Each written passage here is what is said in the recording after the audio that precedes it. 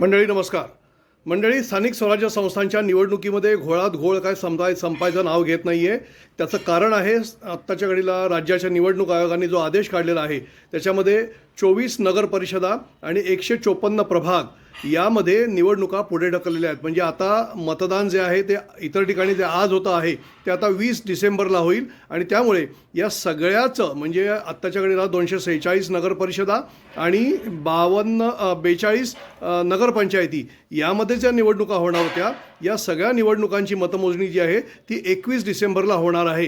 कारण या संदर्भामध्ये कालच उच्च न्यायालयाच्या औरंगाबाद खंडपीठाकडे विषय ज्यावेळेला गेला त्यावेळेला न्यायालयानं ही विचारणा केली की जर निवडणुका त्या 20 डिसेंबरला होत आहेत मग याचे मतमोजणी तुम्ही उद्या कशी घेणार, म्हणजे 3 तारखेला जी होणार होती ती कशी घेणार. त्यावरती आयोगाने या संदर्भात विचार करू असं सांगितलं. आणि आयोग आत्ताच्या घडीला निश्चितपणे म्हणजे कुठल्याही पद्धतीच्या निवडणुका जर प्रलंबित असतील म्हणजे कुठल्याही प्रभागामधल्या किंवा नगरपरिषदांमधल्या किंवा विधानसभेच्या बाबतीमध्ये किंवा लोकसभेच्या बाबतीमध्ये जर मोठ्या प्रमाणामध्ये काही मतदारसंघाच्या निवडणुका प्रलंबित असतील तर त्याची मतमोजणी ही त्या निवडणुका झाल्यानंतर म्हणजे मतदान झाल्यानंतरच घेण्यात येते. त्यामुळे आत्ताच्या घडीला ते तसंच होईल. 21 डिसेंबरला मतमोजणी होईल.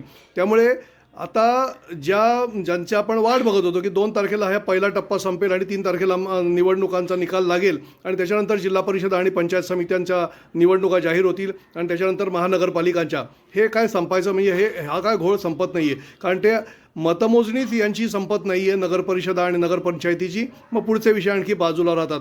सर्वोच्च न्यायालयामध्ये बांठी आयोगाच्या विषयावरून ओबीसीच्या आरक्षणाची मर्यादा 50% अधिक क्रॉस केल्याच्या मुद्द्यावरून निवडणुकांच्या संदर्भामध्ये मोठं प्रश्नचिन्ह निर्माण झालेलं होतं.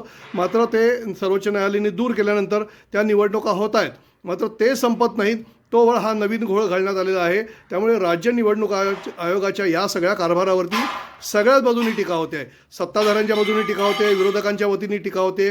मुख्यमंत्र्यांनी तर असंच म्हटलं आहे की निवडणूक आयोग कोणाच्या सल्ल्यावरती काम करतो हेच समजत नाही. याचा अर्थ असा आहे की निवडणूक आयोगाला सल्ला देणाऱ्या लोकांच्या संदर्भामध्ये त्यांनी प्रश्नचिन्ह निर्माण केलेलं आहे.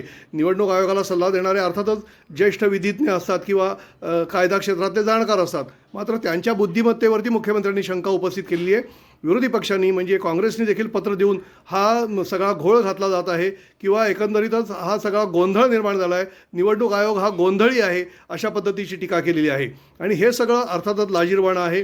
निवडणूक आयोगानं निवडणुका सुरळीत पार पाडाव्यात, त्याचे निकाल लवकर यावेत आणि लोकांना नवनियुक्त नगरसेवक, पंचायत समिती सदस्य, जिल्हा परिषद सदस्य आणि महानगरपालिकांचे नगरसेवक मिळावेत अशीच अपेक्षा होती. मात्र ते प्रत्यक्षात होताना दिसत नाही आहे.